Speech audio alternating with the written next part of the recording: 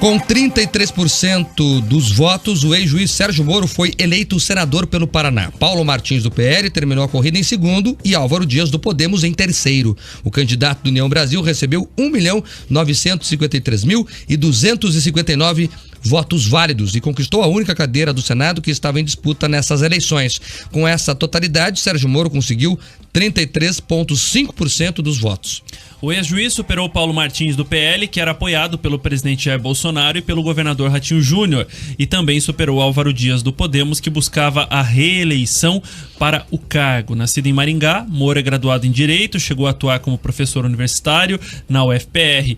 Ele se tornou conhecido por atuar entre 2014 e 2018 na primeira instância da Justiça Federal na Operação Lava Jato. Atualmente ele está com 50 anos e concorreu pela primeira vez a um cargo político. Paulo Martins, do PL, terminou a disputa na segunda colocação com 1.967.949 votos, representando 29,1% do total. Álvaro Dias, do Podemos, que aparecia na frente, segundo as pesquisas, somou apenas 1.395.000 votos e ficou em terceiro lugar. O que eu considero uma surpresa é a pontuação da Rosane Ferreira, do PV, que teve 475.586 votos. Desirê Salgado, do PDT, somou 130.000 votos. Aline Sleutis, do PROS, pouco mais de 89.000 votos. Orlando Pessutti, do MDB, 63.000 votos. Laércio Matias, do PSOL, contabiliza quase 18.000 votos. Roberto França, do PCO, teve 3.400 votos. E Doutor Saboia, do PMN, esse aí é trava-língua, né? PMN, 2.500 votos. Vamos lá então falar dessa disputa do Senado. Sérgio Moro conseguiu se consolidar como o mais votado, por isso, claro, levou a cadeira. Foi uma disputa com várias reviravoltas. O Paulo Martins acabou acelerando ali um crescimento na reta final da eleição, mas não foi o suficiente para que ele fosse eleito. E chama atenção também que a pesquisa teve um papel complexo nessa questão. Veja, a pesquisa dava o Álvaro Dias como primeiro colocado. É um erro muito grande, porque o Álvaro Dias ficou em terceiro. O Paulo Martins, inclusive, reclamou muito. E eu não sei, Escola, tem que ser investigado isso, tem muita gente falando de CPI de pesquisas, né, deputados federais falando sobre uma regulamentação desses institutos. Eu não sei se houve dolo ou não, vai caber às investigações agora dizer, mas se tentaram ajudar o Álvaro Dias com a pesquisa IPEC e Rede Globo, atrapalharam. Porque na política, às vezes, o tiro sai pela culatra. E várias pessoas estão relatando isso. O que aconteceu? Havia um sentimento de renovação muito grande do Senado. Isso era visível. Qualquer um que circule o Paraná um pouquinho via isso. O Álvaro Dias estava desgastado depois de inúmeros mandatos consecutivos. Aí veio a pesquisa dizendo lá que ele estava com 10 ou 11 pontos à frente. Era bastante coisa, né? 11 pontos. 11 pontos, perfeito. Daí quem não queria o Álvaro Dias olhou, não. Então vou votar no Moro, que tem chance de vencer o Álvaro.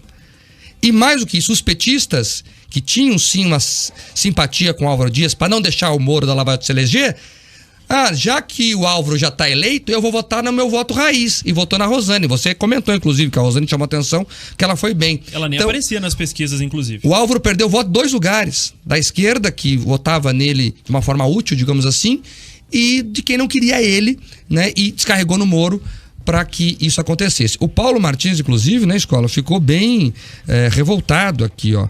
Ele falou, inclusive, que as pesquisas eleitorais prejudicaram a eleição dele e que as divulgadas nos últimos dias fizeram com que os seus eleitores migrassem para outro candidato. Quando a RPC e PEC publicou uma pesquisa na noite de sábado, dizendo que eu tinha apenas 14% das intenções de voto, nós captamos nas redes sociais, na internet, o movimento das pessoas que queriam renovar o Senado no Paraná e perceberam que eu não ia chegar e migraram da minha candidatura para a candidatura do Sérgio Moro. Houve esse movimento.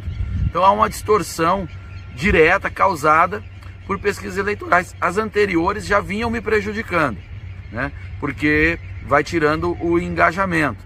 E essa da RPC e PEC no sábado foi definitiva. O movimento aconteceu. A eleição no Paraná foi distorcida, isso não quero tirar o mérito de quem venceu, parabéns e tal, mas esse é um elemento, isso é um dado da realidade. Me deram 14%, eu fiz 29%, quase 30%.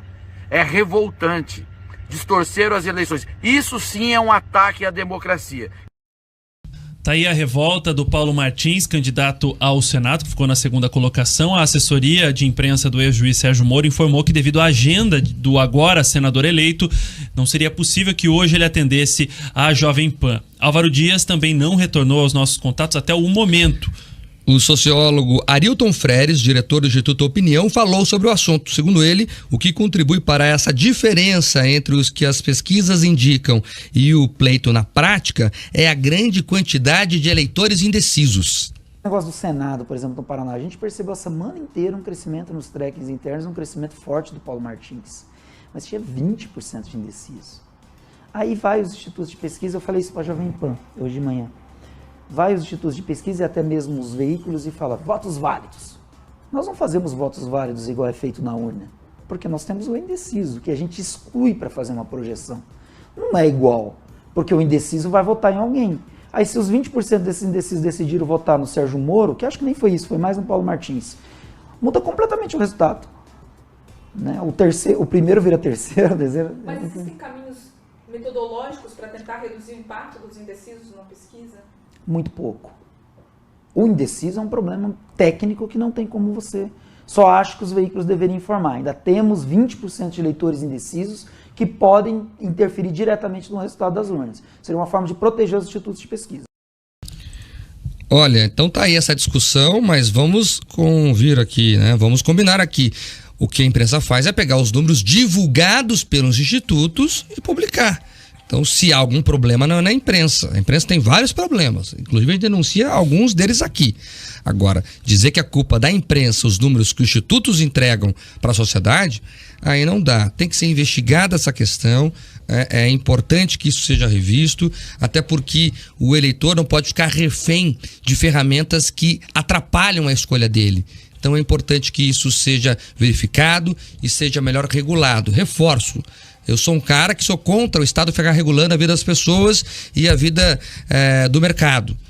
Mas é importante nesse caso porque atrapalha a sociedade em alguns momentos. E eu lembro o seguinte, escola. Esses institutos, apesar dos nomes, eles são todos empresas que querem faturar. A pesquisa IPEC RPC Rede Globo custou R$120 mil. Né? Foi pago isso ao Instituto. Então, a gente espera que quando se paga um serviço, ele seja prestado com qualidade. E não foi o que aconteceu, foi um desserviço ao Estado o que aconteceu no último sábado com a divulgação dessa pesquisa, que não foi confirmado no domingo. Eu só defendo uma coisa, Mark: regulação, regulamentação. Eu tava brincando ontem, conversando com algumas pessoas que comentaram na nossa live ontem, alguns especialistas que eu fui tentar entender esse boom das pesquisas, né? E muitos falam, quando você faz um TCC na faculdade, você não segue a norma da ABNT, Associação Brasileira de Normas Técnicas? As pesquisas, elas precisam primeiro passar por um crivo melhor, os institutos, e aí criar regras que sejam um pouco mais plausíveis para a divulgação desses resultados, claro. É isso que a gente defende. Claro que é a transparência, mais uma vez, de uma maneira diferente de falar, mas é transparência.